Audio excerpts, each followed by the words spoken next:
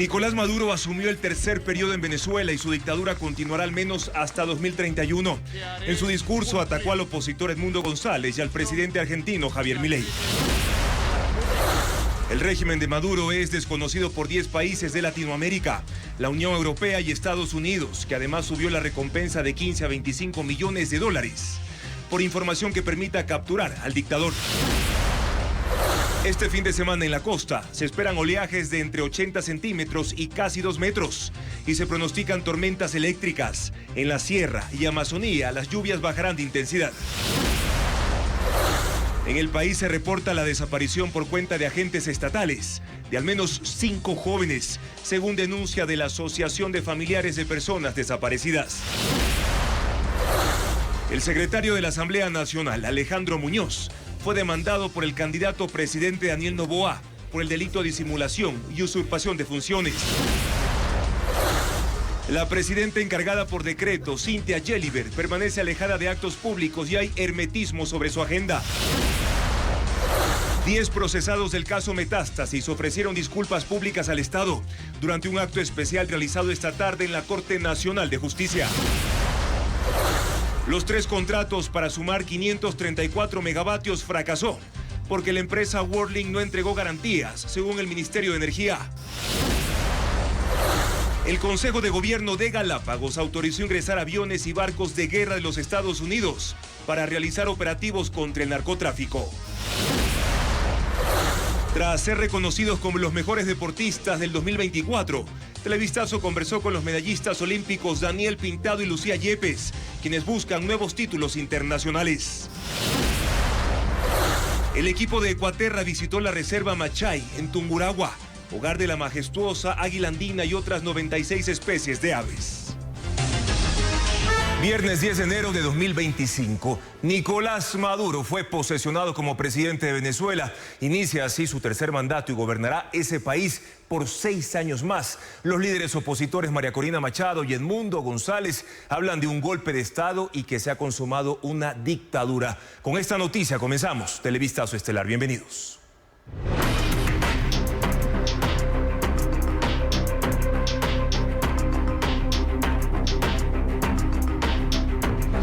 Venezuela, la dictadura no afloja.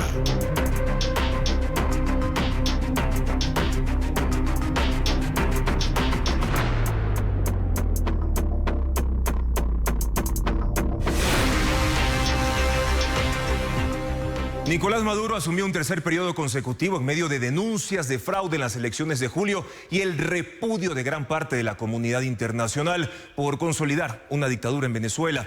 En una ceremonia realizada en la asamblea controlada por el chavismo, Maduro criticó a la oposición y a quienes dice quieren imponer un presidente a su país. Los detalles con Pedro Jiménez.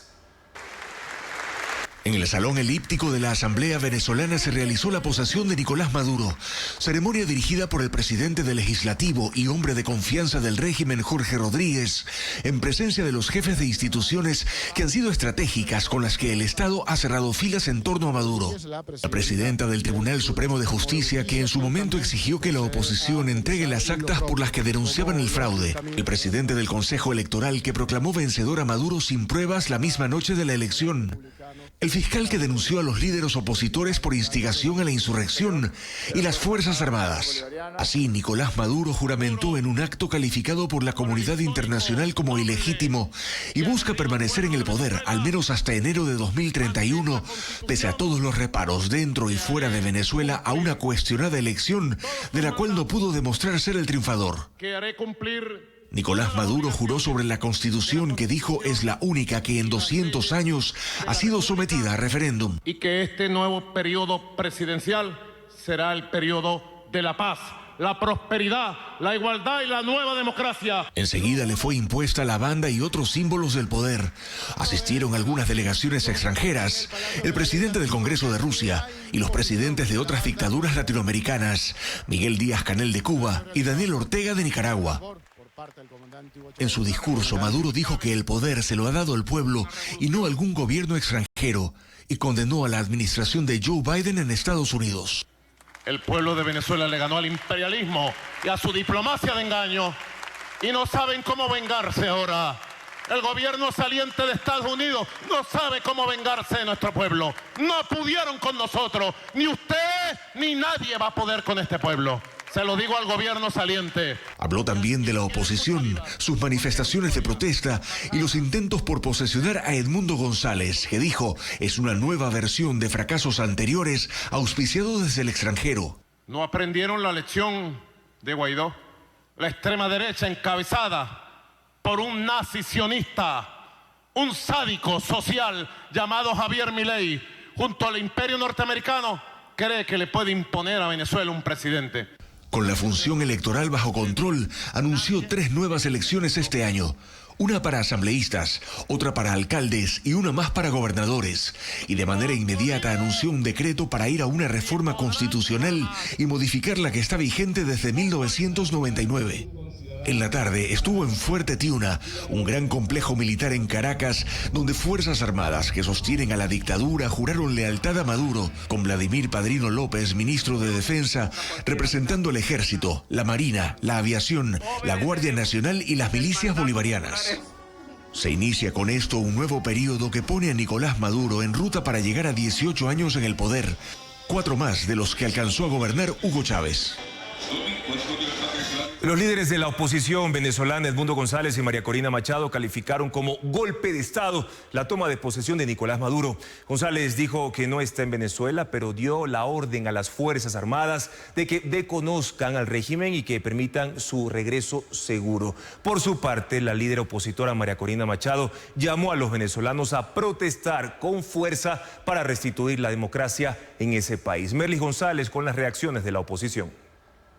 Maduro ha violentado la Constitución y la voluntad soberana de los venezolanos expresada el 28 de julio. Consuma un golpe de Estado. Fueron las primeras palabras de Edmundo González, reconocido por varios países como el legítimo presidente electo de Venezuela, tras la juramentación de Nicolás Maduro para un nuevo periodo. González no reveló su ubicación actual. Hasta ayer estaba en República Dominicana, última parada en su gira por varios países a los cuales expuso su postura. No viajó a Caracas, pero dijo que trabaja para su regreso seguro y hacer valer la voluntad popular. La decisión de cerrar las fronteras del país y artillar los aviones militares que cuidan el espacio aéreo buscaban hacer conmigo en el aire lo que hicieron ayer contra nuestra líder, donde lamentablemente resultó herido un hombre inocente. Estoy listo para el ingreso seguro y en el momento propicio haré valer los votos que representan la recuperación de nuestra democracia. González se dirigió una vez más a las Fuerzas Armadas, a quienes les dio una orden. Como comandante en jefe, ordeno al alto mando militar desconocer órdenes ilegales que le sean dadas por quienes confiscan el poder y preparen mis condiciones de seguridad para asumir el cargo de presidente. La líder opositora María Corina Machado también rechazó la investidura de Maduro. Maduro viola la Constitución, además flanqueado por los dictadores de Cuba y de Nicaragua. Esto lo dice todo. No dio detalles sobre sus futuras acciones, pero hizo un nuevo llamado a los venezolanos. Hoy le pido a cada venezolano que ejerza con fuerza su derecho a protestar. Maduro consolidó el golpe de Estado y la violación a nuestra Constitución. Es hora de hacer lo que sea necesario para restituirla. Es la primera aparición de Machado tras su captura temporal a manos del régimen al retirarse de la manifestación de ayer en Caracas. Sobre eso detalló que ella y su equipo fueron interceptados por miembros de la Guardia Nacional Bolivariana, que les dispararon y la bajaron de una forma violenta de una moto para llevarla hacia una sede del SEMIN. Pero en el camino la liberaron después de grabar un video como fe de vida. Machado agregó que la acción es una muestra de las contradicciones dentro del gobierno y de las muestras de apoyo de la comunidad internacional. Mientras tanto, el mundo ha reaccionado a la posesión de Nicolás Maduro este viernes. Estados Unidos aumentó la recompensa a $25 millones por información que lleve a su captura y Reino Unido impuso sanciones a funcionarios venezolanos. Además, hay rechazo a la represión y varios países desconocen al régimen chavista, como informa Luis Alfredo Zúñiga.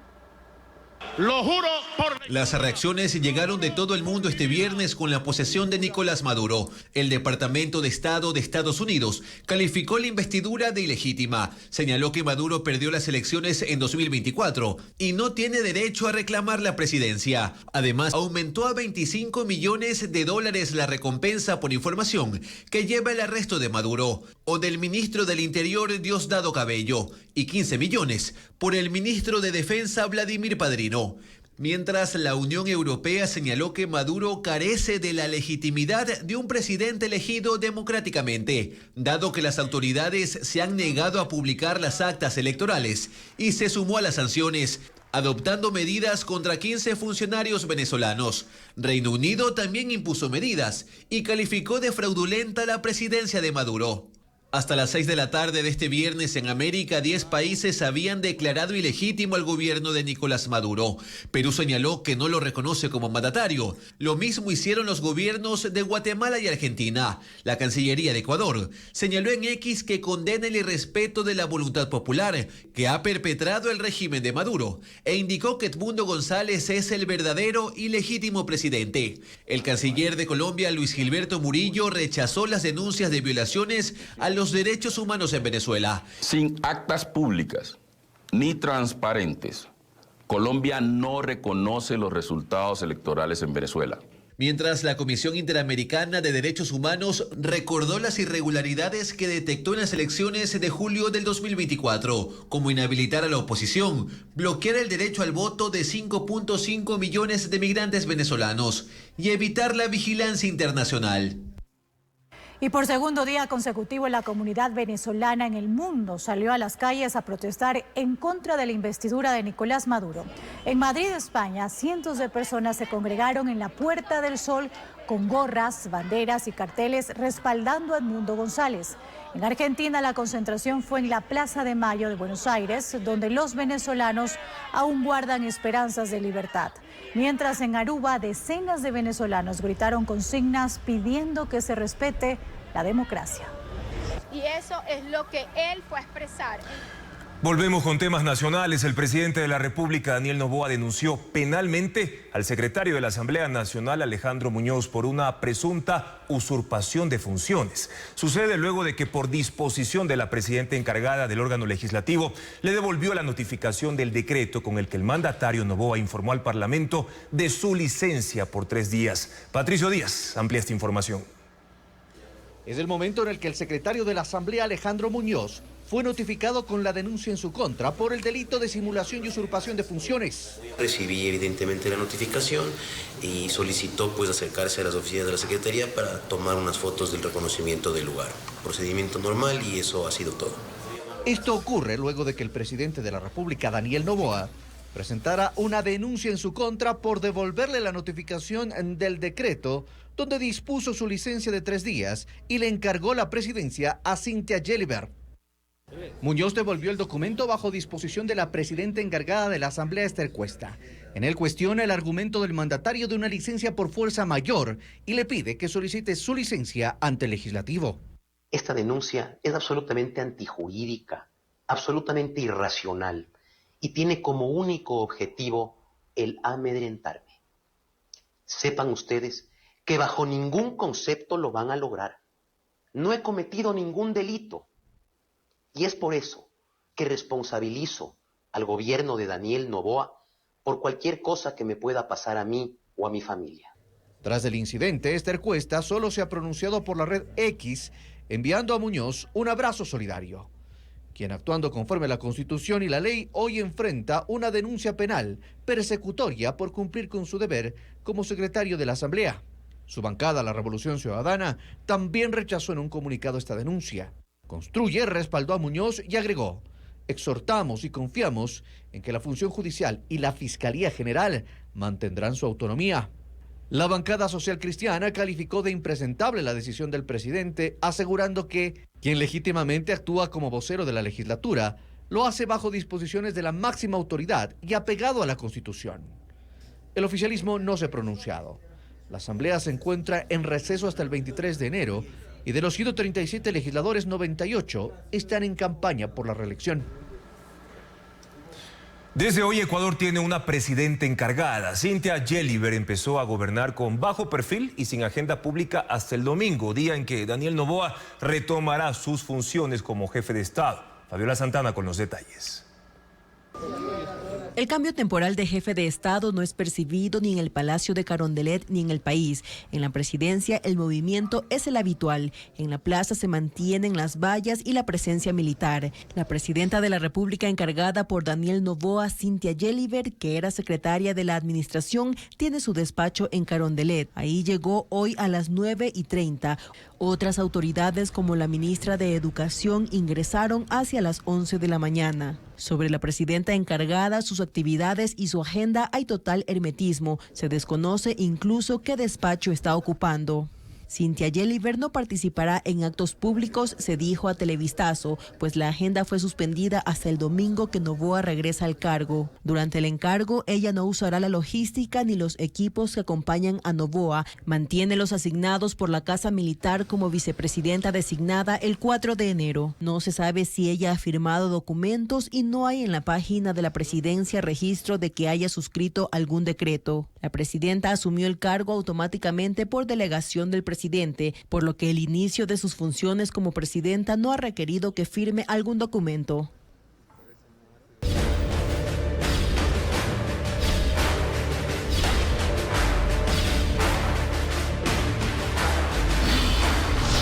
Elecciones 2025. Los presidenciables continúan sus recorridos por el país para dar a conocer sus propuestas políticas. La gran mayoría de los 16 candidatos organizan caminatas y caravanas para convencer a la ciudadanía que voten por ellos. Diego Cuenca describe las actividades de campaña en su 6º día. Luisa González, candidata presidencial del movimiento Revolución Ciudadana y Reto, hizo su lanzamiento de campaña esta tarde en Guayaquil. El mitin político fue en el Coliseo Polideportivo del Parque Samanes, en el norte de la ciudad, con la presencia de otros postulantes para la Asamblea Nacional.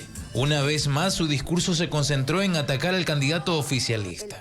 Además, como parte de su agenda, tuvo una entrevista en contacto directo en Ecuavisa, donde anunció los propósitos políticos de su gobierno. Y el señor Jorge Glass se ha beneficiado de un salvoconducto. Pues yo entregaré su salvoconducto y que vaya a México, que es donde le correspondería ir. Miembros de las comunidades indígenas de la provincia de Pastaza acompañaron al candidato presidencial Leonidas Issa, del movimiento Pachacuti, quien recorrió barrios populares del Cantón Puyo. Los simpatizantes caminaron con sus tradicionales indumentarias, lanzas y banderas de la organización política. El presidenciable se reunió con campesinos de la Amazonía en el Centro Agrícola Mercado de los Plátanos. Y construir nuestras universidades, como ya consta en la ley, ¿para qué? Para garantizar procesos de investigación. En la mañana, el candidato Daniel Noboa, del movimiento ADN, visitó la provincia de Los Ríos para participar en un recorrido de 3 kilómetros en Quevedo. La actividad empezó en un centro comercial y culminó en una de las sedes cantonales de la organización política.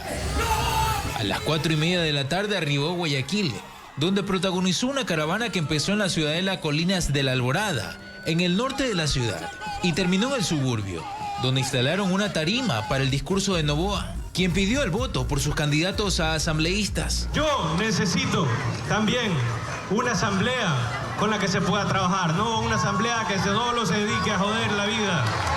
Acá, por favor. Enrique Gómez, candidato presidencial del movimiento Suma, visitó el mercado del Arenal en Cuenca. En algunos de los locales conversó con comerciantes azuayos, a quienes les describió su proyecto político, enfocado en el combate contra la inseguridad. Gómez, que estuvo acompañado de otros candidatos a asambleístas y simpatizantes, también se reunió con comerciantes de la parroquia Totoracocha, en Cuenca. Un ejemplo de que el turismo puede cambiar el destino de un país. Yo no soy político. Pedro Granja, candidato presidencial del Partido Socialista Ecuatoriano, hizo su primera aparición pública en el 6º día de campaña. Lo hizo en una rueda de prensa en la capital Azuaya, sin realizar actividades proselitistas en territorio, como otros candidatos. En su intervención describió las propuestas políticas. Creemos firmemente en reactivar el agro, reactivar armar, por ejemplo, por primera vez en la historia, el seguro campesino. Granja continuará su campaña en redes sociales y recorriendo algunas localidades del país. Y los 16 candidatos presidenciales se dividirán en 2 grupos para el debate presidencial. Así lo decidió el Consejo Nacional Electoral. Van a contestar 3 preguntas y serán interpelados 6 veces por los otros postulantes. Patricio Díaz explica además que el CNE ya definió este viernes a los moderadores para el debate presidencial. Para el debate presidencial, los 16 candidatos serán divididos en 2 grupos. El Consejo Electoral definió ese esquema en su reglamento y dispuso que se presenten en 2 franjas horarias del domingo 16 de enero. La primera entre las 7 y 8:30 de la noche y la segunda de las 8:35 a las 10:05 de la noche. La participación de los candidatos en uno de los 2 horarios y el orden en el que intervendrán será determinado en un sorteo que se realizará el próximo lunes. Los candidatos responderán 3 preguntas. El Comité de Debates definió los ejes temáticos que se darán a conocer la próxima semana. Los sobres con las preguntas se abrirán el día del debate. Tratando de balancear, por un lado, las urgencias del país. Todos sabemos que hay temas que hoy pues, le quitan el sueño a las familias ecuatorianas, pero también hay temas estructurales, de largo plazo. Cada postulante a la presidencia tendrá 1 minuto y medio para responder cada pregunta. Luego será interpelado por 2 candidatos que serán definidos por sorteo. Preguntas que sean disparadores para abrir una discusión entre los candidatos, para que haya una interacción entre ellos y de ahí también la gente pueda evaluar no solamente las propuestas, que es importante, sino también el carácter, la personalidad de los candidatos. Al final del debate, los presidenciables podrán emitir un mensaje de 25 segundos. El Comité de Debates propuso al CNE una terna para moderadores. Y este viernes, los consejeros electorales escogieron a Denise Molina y a Fabricio Vela, los 2 periodistas de experiencia en radio y televisión. Ellos se encargarán de la presentación y cierre de los ejes temáticos. Podrán pedir precisiones interrumpiendo a los candidatos hasta por 10 segundos. Y según el reglamento, deben evitar agresiones entre ellos u opiniones personales sobre sus adversarios. Según la Asociación de Familiares y Amigos de Personas Desaparecidas en Ecuador, hay otros 5 casos de menores que desaparecieron en circunstancias similares a los 4 de las Malvinas y que involucran a agentes estatales. Junto a otros colectivos expresan su preocupación y exigen respuestas al Estado para esclarecer estos casos. Bessie Granja con el informe. La desaparición en Guayaquil de los 4 menores de las Malvinas, Josué, Ismael, Nehemías y Steven, quienes fueron detenidos tras un operativo militar el pasado 8 de diciembre, no es el único caso de desaparición forzada donde estarían vinculados agentes estatales. Así lo alertan la Asociación de Familiares y Amigos de Personas Desaparecidas en Ecuador, ASFADEC, y el Comité Permanente por la Defensa de los Derechos Humanos. En Ventanas Los Ríos investiga la desaparición de Dave Robin Loor Roca, de 20 años, ocurrida el pasado 26 de agosto, cuando fue detenido por un operativo militar junto a su amigo Juan Daniel Santillán. Así consta en imágenes de cámaras de seguridad proporcionadas por la madre de la víctima.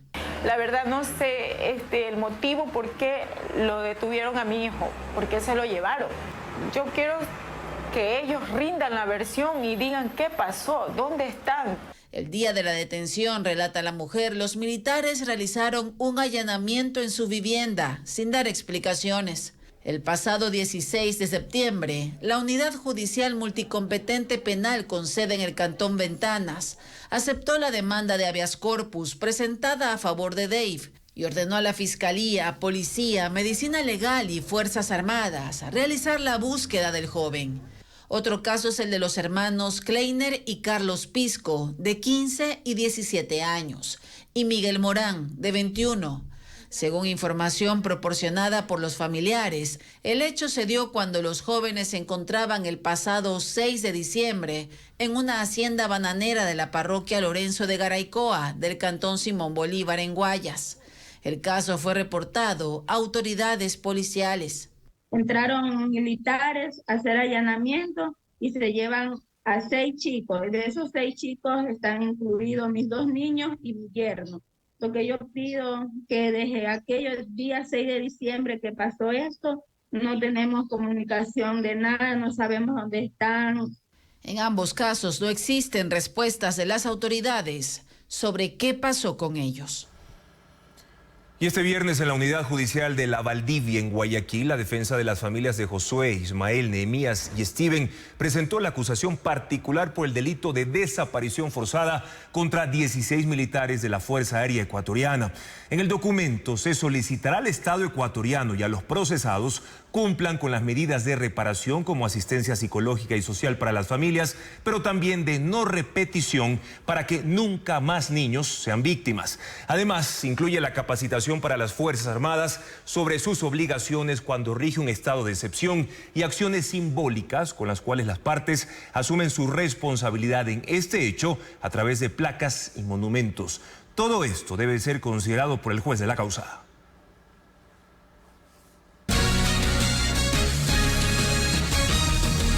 Mayra Salazar y otros 9 sentenciados por delincuencia organizada en el caso Metástasis ofrecieron disculpas públicas al Estado. En la audiencia dijeron estar arrepentidos por su papel en la organización criminal del narcotraficante Leandro Norero, informa Jacqueline Rodas. En tanquetas militares, 10 sentenciados por delincuencia organizada en el caso Metástasis fueron trasladados a la Corte Nacional para cumplir con una parte de su condena, disculparse con el Estado. En el grupo está Mayra Salazar, ex policías, abogados, ex jueces y ex funcionarios judiciales. Uno a uno pasaron al escritorio dispuesto junto al juez para reconocer su papel en la red del narcotraficante asesinado Leandro Norero. Expreso mi arrepentimiento genuino por haber cometido el delito por el cual fui condenada y asumo la plena responsabilidad de mis actos. Las consecuencias de mi comportamiento me han hecho reflexionar profundamente sobre mis errores y sobre el impacto que mis decisiones tuvieron en la sociedad. Alex Palacios, mano derecha de Wilman Terán en la Corte Nacional, reconoció que en ese lugar donde ahora ofrece disculpas públicas fue donde recibió al operador de Norero, Elibe Angulo, para que se reúna con su jefe. Conexión directa con el hoy fallecido Leandro Norero y mi persona. Acatando la disposición de mi superior jerárquico, recibí $10,000 en efectivo para retrasar la notificación de la sentencia. El ex juez Emerson Curipayo, quien tiene otra sentencia por liberar ilegalmente a Jorge Glass, reconoció que en Metástasis cobró para liberar a 2 gatilleros de Norero. Con mis decisiones generé lágrimas, que son las familiares de estos 2 delincuentes a los que yo liberé. Y estas lágrimas hoy las veo en los ojos de mis hijos, de mi compañera de vida durante 25 años y de quien me dio la vida. Madre, esposa, hijos, perdón. También debía acudir Daniel Salcedo, pero envió un escrito indicando que no lo pueden trasladar a la Corte Nacional por temas de seguridad. La Procuraduría aceptó las disculpas de los 10 condenados y recordó que 9 de ellos aún deben el pago de la reparación económica. La Asociación Ecuatoriana de Magistrados y Jueces reporta fallas a escala nacional en el sistema informático del Consejo de la Judicatura.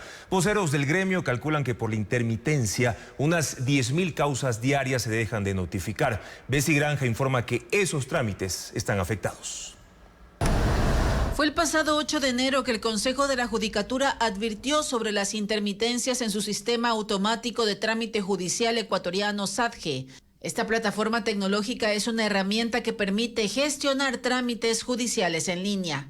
Aunque las autoridades sostienen que emitieron lineamientos para garantizar la continuidad de los servicios, los problemas persisten. Así lo sostiene la Asociación Ecuatoriana de Magistrados y Jueces, quienes solicitan medidas urgentes para repararlos.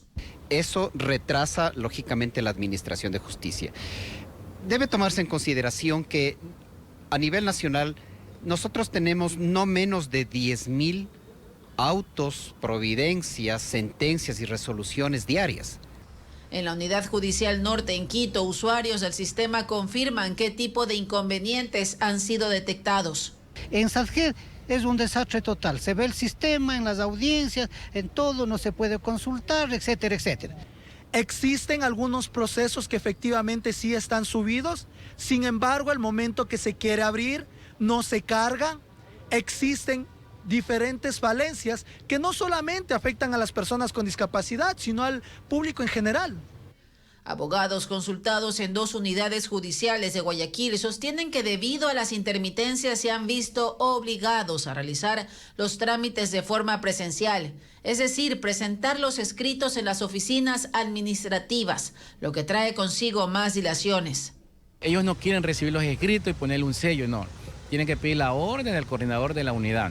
Y muchas veces el coordinador no quiere dar la orden. Y nos toca esperar 2 o 3 horas ahí para que nos reciban un escrito en físico.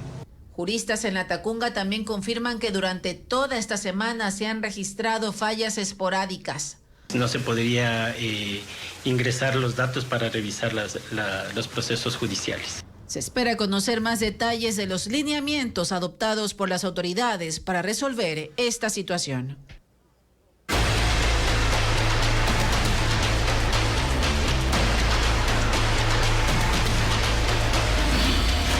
Fin de semana. Ojo a los rayos y olas. El Instituto Oceanográfico de la Armada, INOCAR, alertó que durante este fin de semana el mar estará agitado en la costa ecuatoriana.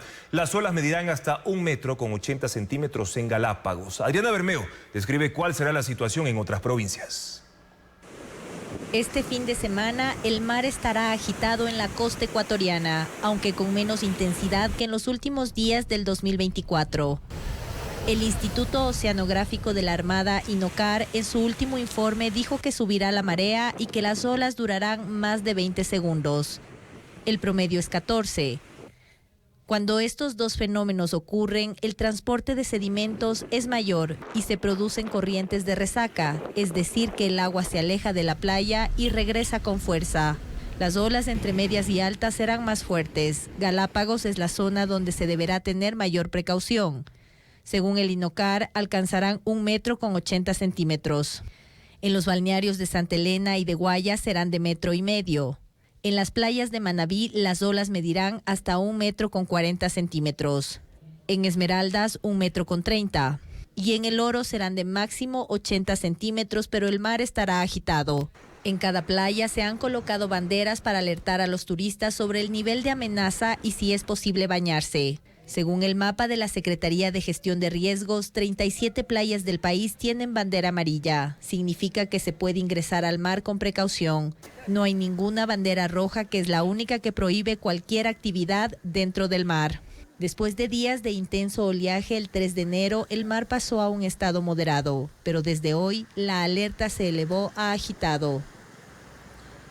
Y también durante este fin de semana la región costa será la más afectada por las lluvias, aunque no se proyectan tormentas eléctricas, mientras que en la sierra la presencia de precipitaciones será en zonas específicas. Carla Delgado a continuación con los pronósticos del clima para las próximas horas. Las tormentas eléctricas darán tregua en la sierra y Amazonía durante el fin de semana. No ocurrirá lo mismo en la costa, como advierte el Instituto Nacional de Meteorología e Hidrología INAMI. En la región Sierra y Amazonía las lluvias bajarán de intensidad en las próximas 48 horas. Se espera precipitaciones ocasionales en el sur de Pichincha, en la zona oriental de Loja y en Azuay. Solo se ha previsto tormentas en la zona del Tena y Puyo. La disminución de precipitaciones en la Sierra y Amazonía ocurre porque hay un ingreso de aire seco desde la zona del Atlántico, lo que no permite nubosidad. En la costa se incrementa la probabilidad de lluvias y tormentas eléctricas. En el norte de Guayas, en la provincia de Los Ríos, en Santo Domingo de los Áchilas y en el interior de Esmeraldas. En este mes se configura el sistema de la zona de convergencia intertropical que permite que los vientos alisios converjan en Ecuador, en el país, y traigan humedad y pues generen el inicio de la época lluviosa en el litoral. Los técnicos del INAMI prevén que en el resto del país el domingo y lunes sean mayormente soleados y con altas temperaturas diurnas. Y las intensas lluvias de las últimas horas han provocado derrumbes en varias provincias de la sierra. En Tungurahua, un adulto mayor murió luego de ser sepultado por un deslave, mientras que en Cuenca un puente colapsó también por las precipitaciones.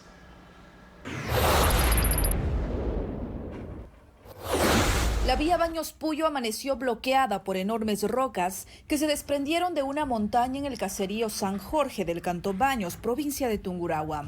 El deslizamiento cubrió ambos carriles de esta carretera que conecta la Sierra Centro con la Amazonía y por donde circulan diariamente cerca de 5.000 vehículos. En la zona, alrededor de 500 conductores estuvieron atrapados por 13 horas, a la espera de que se retiren los escombros para reanudar el tránsito. El derrumbe afectó aproximadamente 100 metros de carretera, cubiertos por rocas con diámetros entre 1 y 2 metros, por lo que se necesitó de maquinaria especializada para su remoción. 3 retroexcavadoras trabajaron durante la mañana y habilitaron la vía a las 2 de la tarde.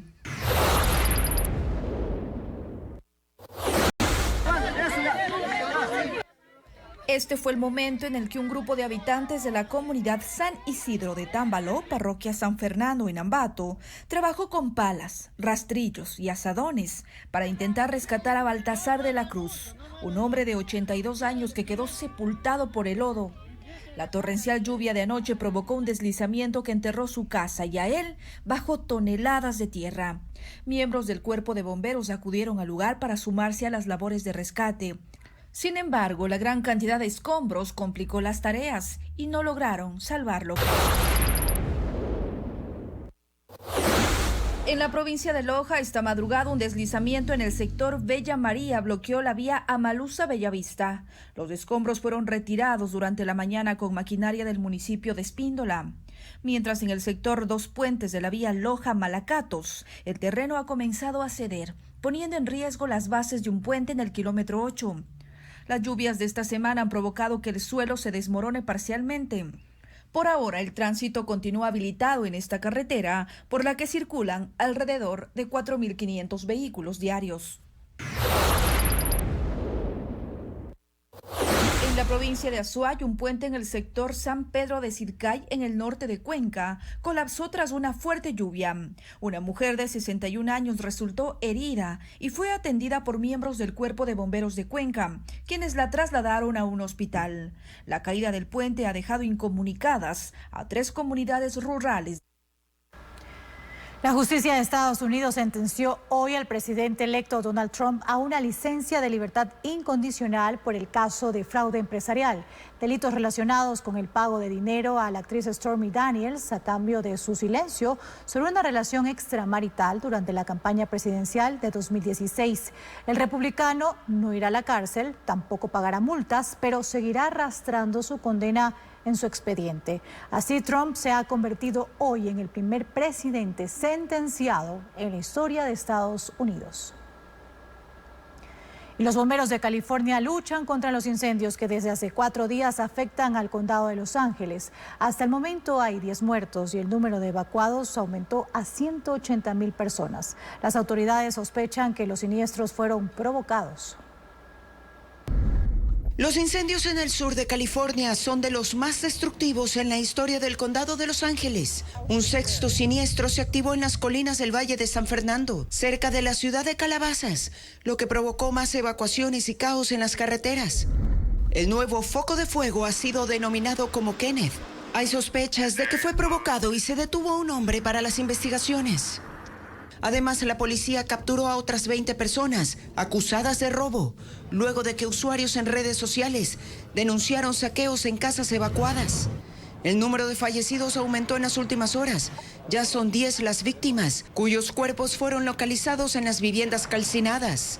También incrementaron a 180,000 las personas evacuadas, mientras que las estructuras destruidas se calculan en 10,000.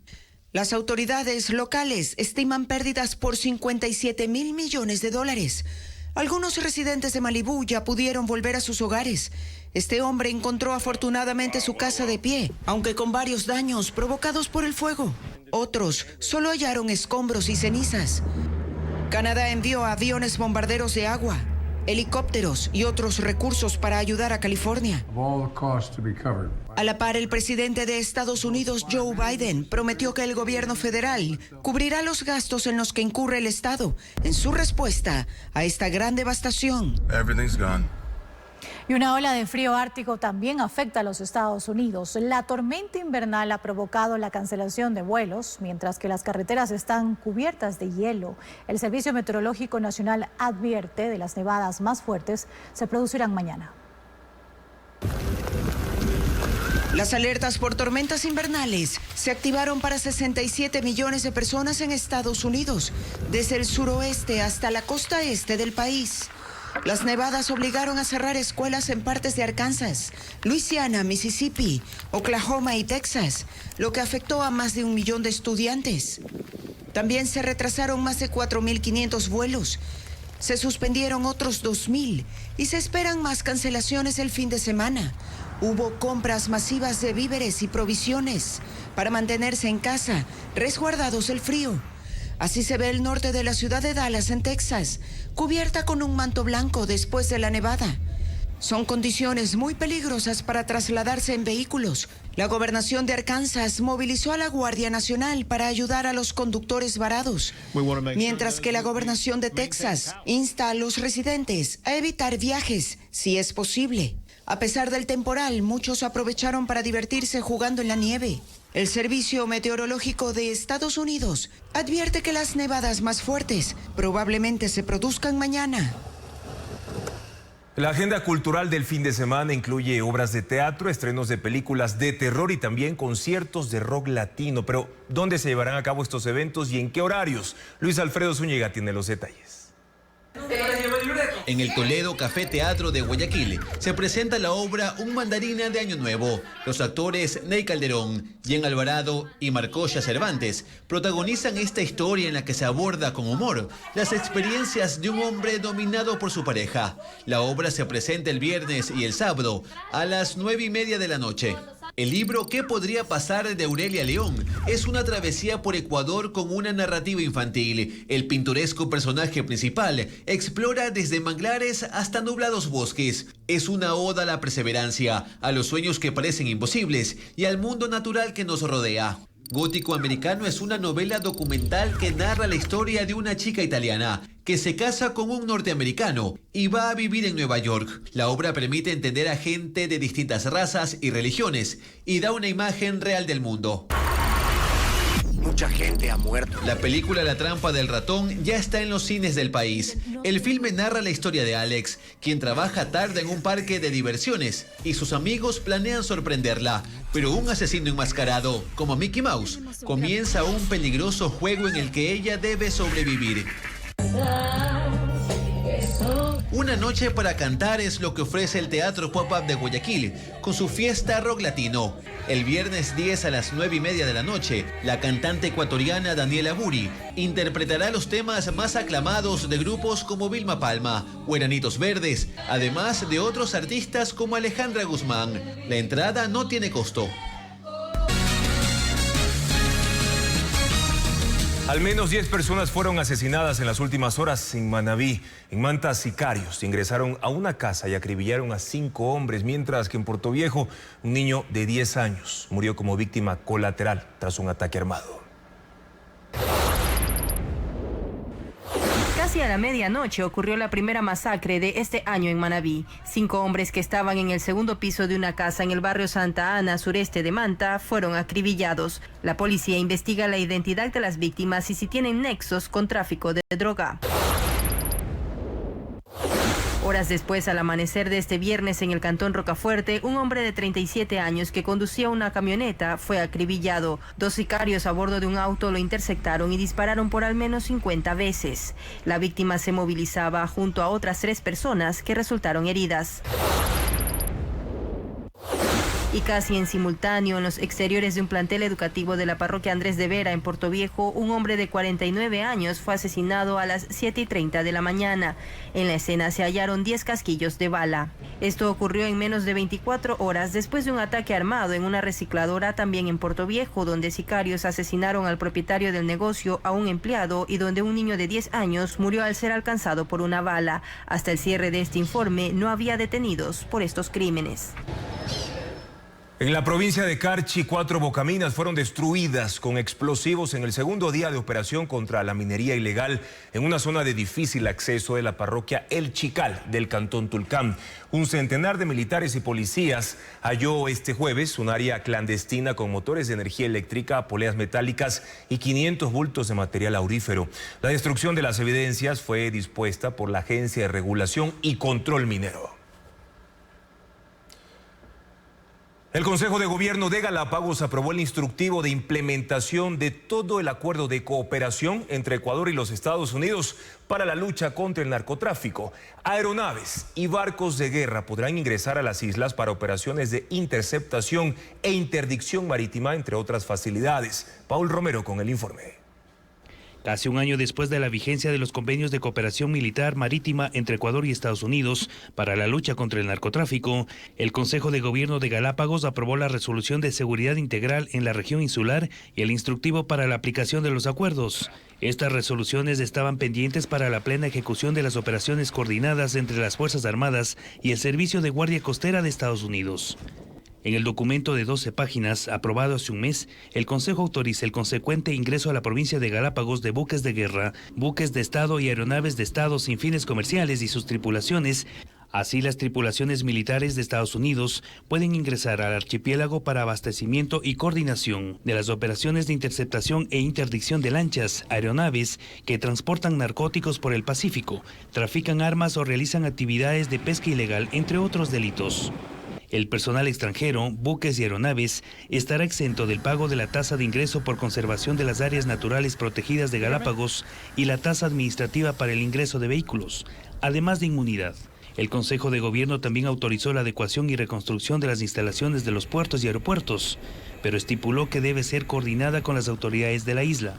En 2024, Ecuador y Estados Unidos incrementaron las operaciones antinarcóticos en la denominada Ruta del Pacífico, que utilizan los narcos por el mar de Galápagos para transportar la droga a Centro y Norteamérica. Esta cooperación permitió a la Armada decomisar el año pasado 50 toneladas de droga en los alrededores de las Islas Galápagos, la sexta parte de las incautadas a escala nacional. Un juez de Ambato determinó que Mayra Salazar, sentenciada en el caso Metástasis, debe salir de prisión el viernes 14 de marzo cuando cumple su condena de 15 meses, informa Jacqueline Rodas.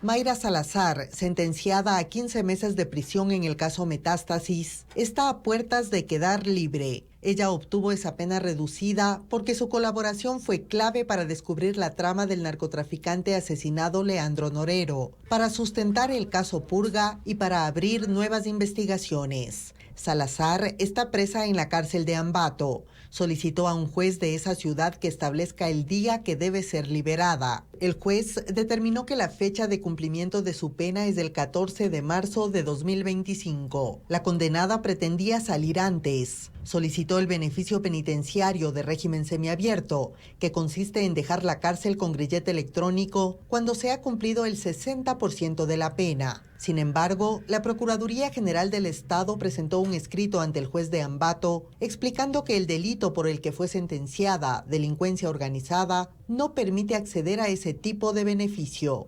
Otros 2 condenados a 15 meses, Alex Palacios y Eli Biangulo, adelantan trámites similares para obtener su libertad.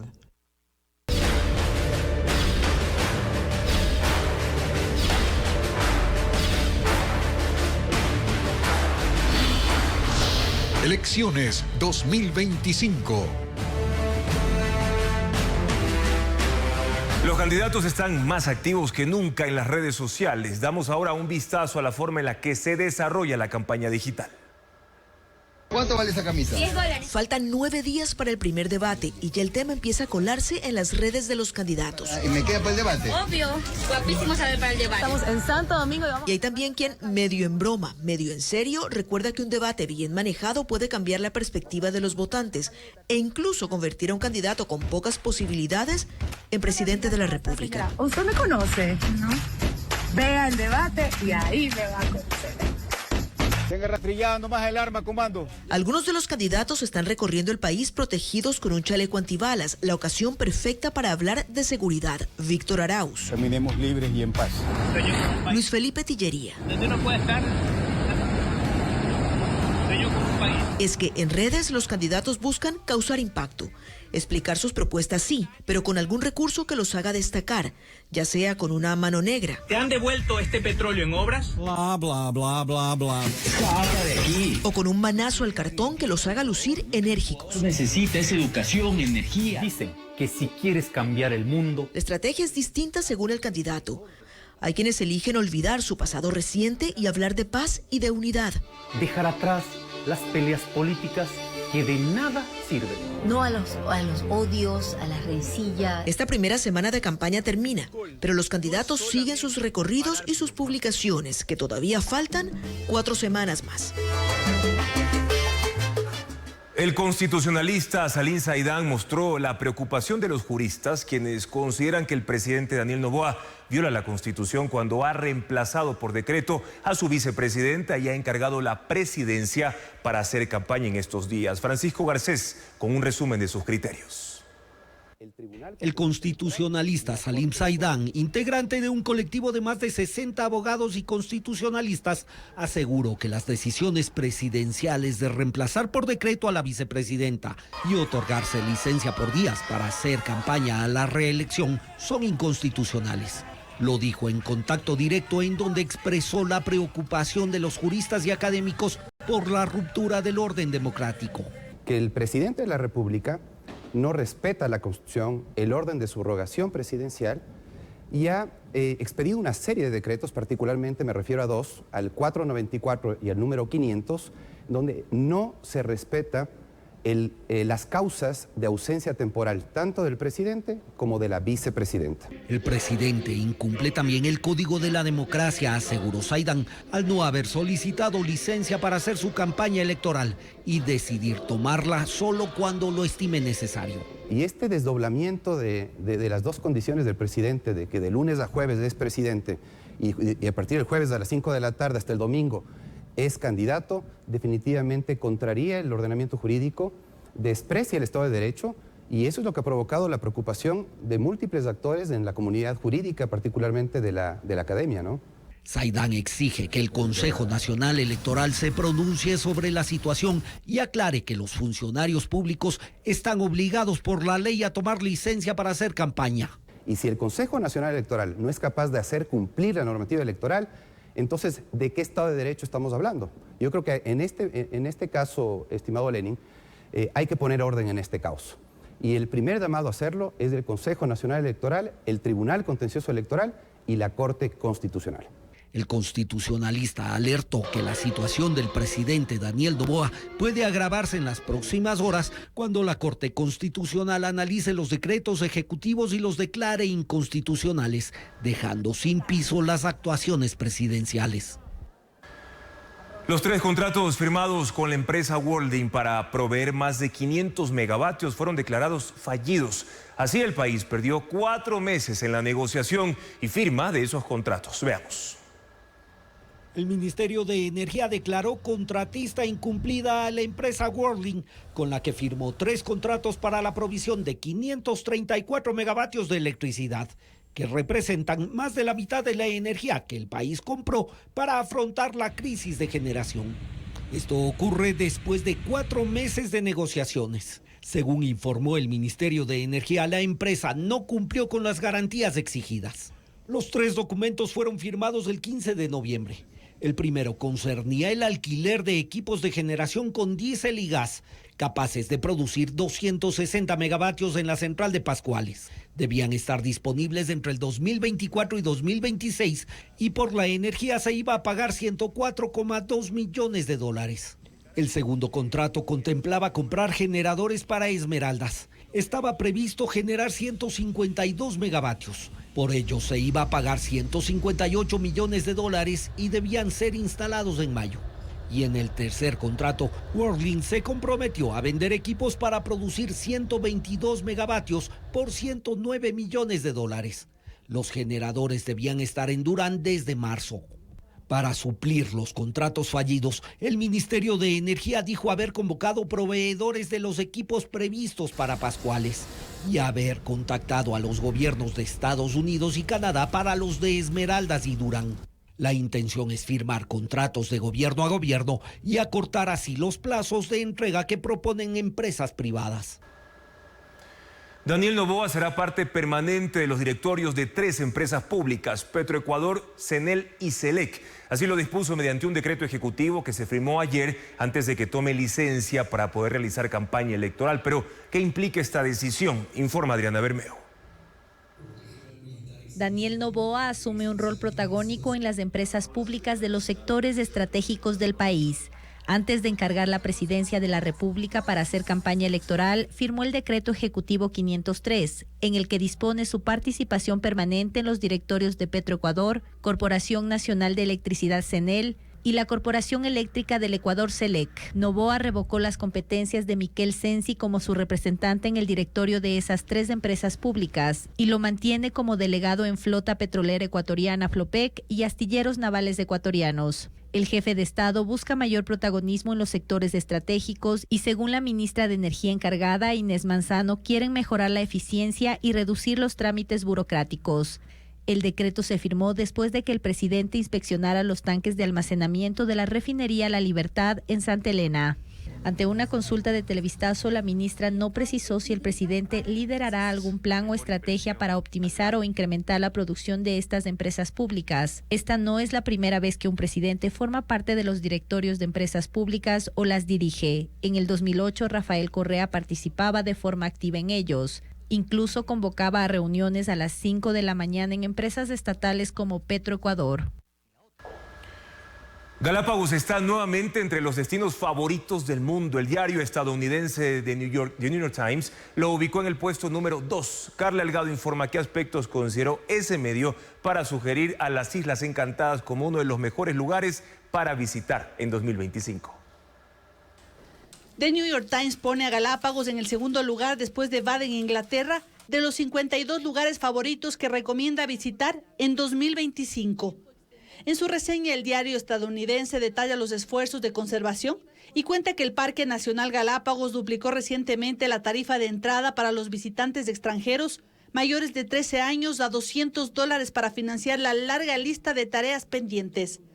En 20 líneas acompañadas de una fotografía de una tortuga marina, el diario cuenta los esfuerzos de conservación del frágil ecosistema de las Galápagos y refugio para especies endémicas.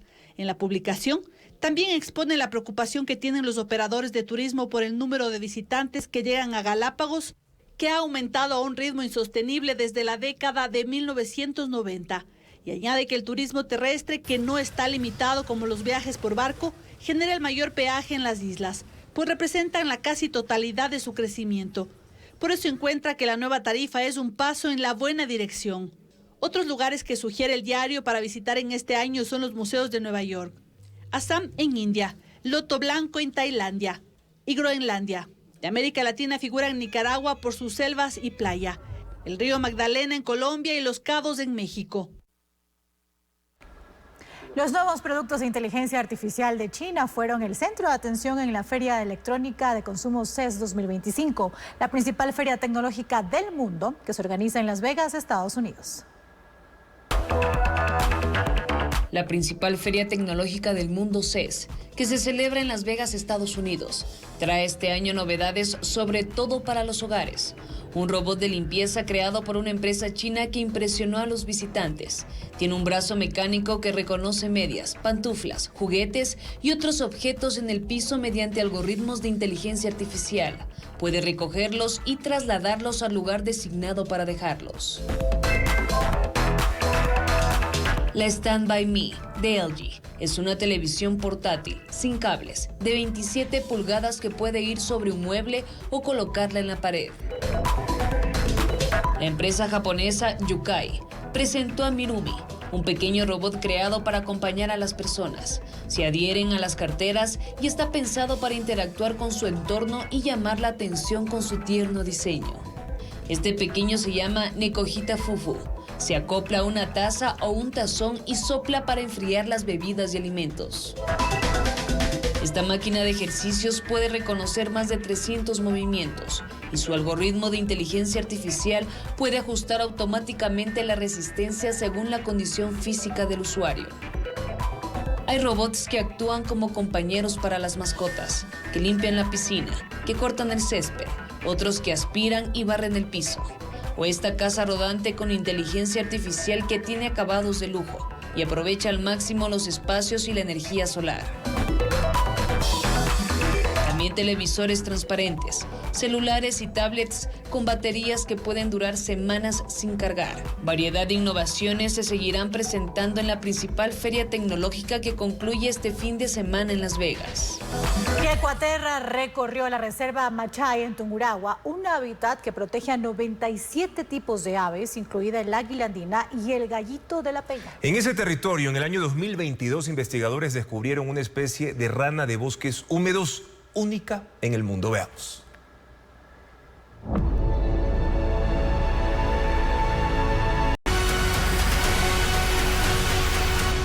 Y así finalizamos Televistazo. Las noticias regresan mañana en su emisión de fin de semana a las 7 de la noche. Y en nuestra página web ecuavisa.com podrá encontrar información sobre la advertencia del INOCAR en la costa ecuatoriana de que el mar estará agitado este fin de semana, así que a tomar precauciones. Además, en nuestra web están los pronósticos del clima. Se prevén lluvias intensas, principalmente en el litoral, en las próximas horas. Gracias por habernos acompañado, amigos. Buenas noches y buen fin de semana.